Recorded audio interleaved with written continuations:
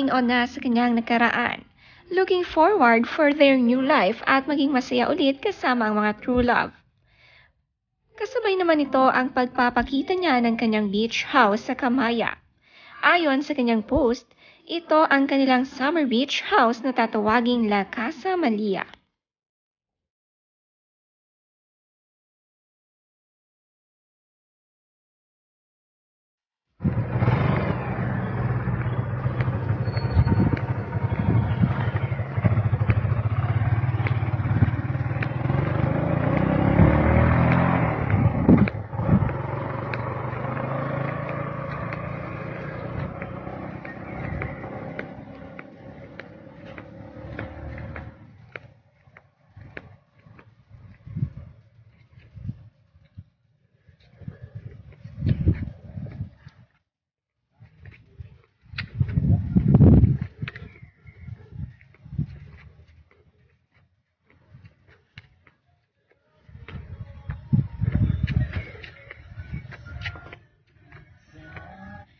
Finally, matatapos na nga ang kanilang beach house na susulitin ngayong taon bago nila buksan sa publiko in 2024.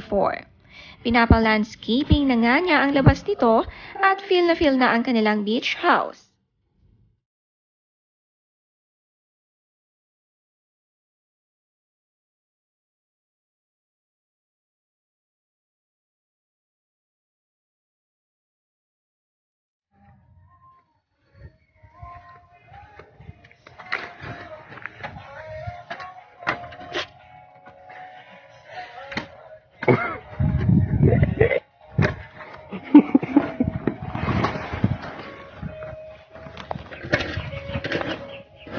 Siyempre may pool din sa loob ng Casa Malia.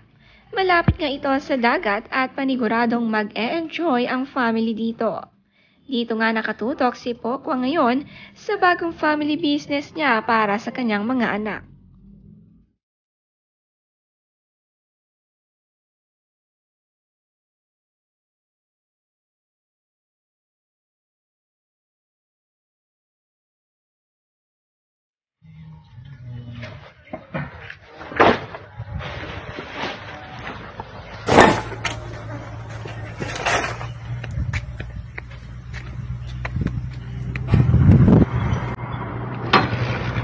Sabi ni Pokwang sa caption, Our Kamaya Coast Summer House La Casa Malia may pa-landscaping na at ready na siya to accommodate next year 2024 para sa mga gustong mag-relax, mag-enjoy sa beach at mag-golf sa Kamaya kasama ang pamilya. Wait lang po sa details kung paano ha, and pagsasawaan muna namin.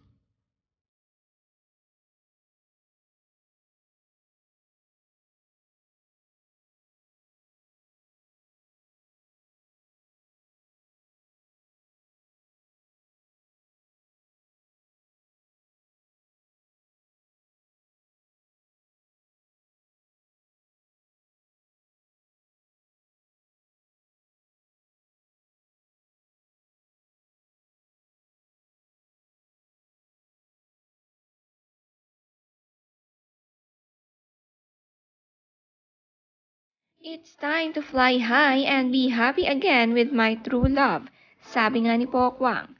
Handa na nga mag-move on ang family niya with hashtag Restart Our Life, Be Happy Again. More focus sa trabaho, napakatapang na ina ni Pokwang. Nag-comment naman ang ilang kakilala niya na sina Rabia Mateo, Gab Valenciano, Vina Morales, Geneva Cruz na handang tumulong sa family niya at nagpapalakas ng loob niya.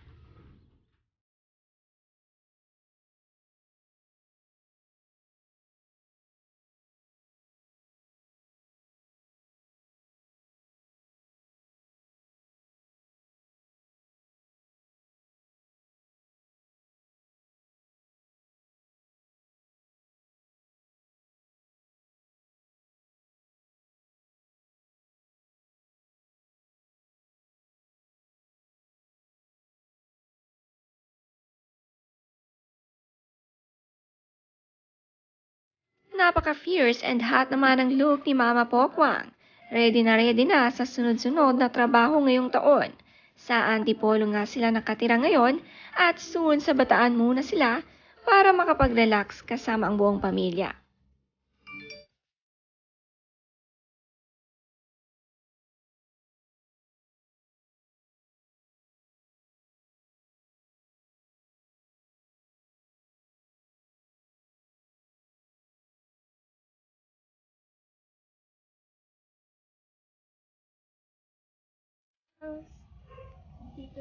Tito Julian. And Tita Julia.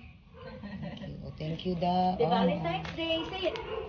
Valentine's. Maaga naman may nagbigay ng mga bulaklak kina Pokwang. Sabi niya, thank you sa mga pa-advance flowers mula sa mga friends na nagmamahal ng tunay. O ayan, tambak ang bulaklak ko ngayon. Thank you po.